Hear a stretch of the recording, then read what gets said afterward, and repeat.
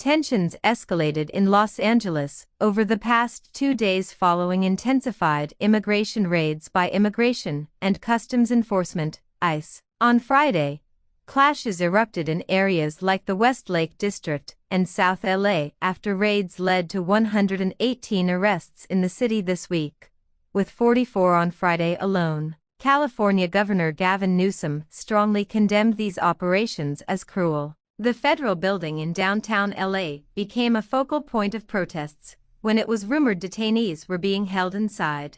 Demonstrators sprayed graffiti and threw objects at police, leading to an unlawful assembly declaration. The unrest continued into Saturday, with a significant protest breaking out in Paramount, a small city bordering Compton. Up to 400 people were involved, leading the LA County Sheriff's Department to declare another unlawful assembly to disperse the crowd peacefully. This second day of clashes saw ICE federal agents deploying tear gas and less lethal munitions to control demonstrators who had reportedly blocked traffic. President Trump weighed in on social media, thanking the National Guard for a job well done in LA, though the BBC could not immediately verify their arrival. He criticized the state and city's Democrat leaders and warned that radical left protests by instigators and often paid troublemakers would not be tolerated. He also stated that masks will not be allowed to be worn at protests moving forward. Adding to the federal response,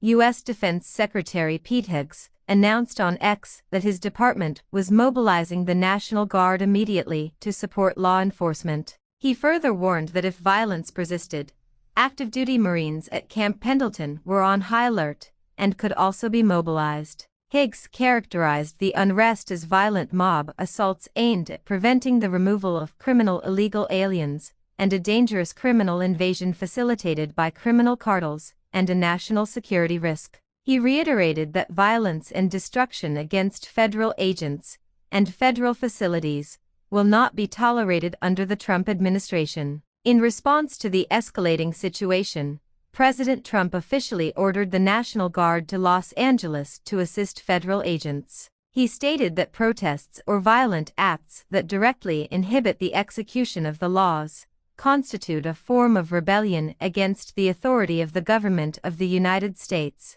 and that the National Guard would temporarily protect immigration officers. California Governor Gavin Newsom, however, expressed his concern on social media, stating that the federal government was taking over the California National Guard and deploying 2,000 soldiers not because there is a shortage of law enforcement, but because they want a spectacle. He urged people not to provide that spectacle and to never use violence. Speak out peacefully. The situation remains fluid, and updates will be provided as they develop.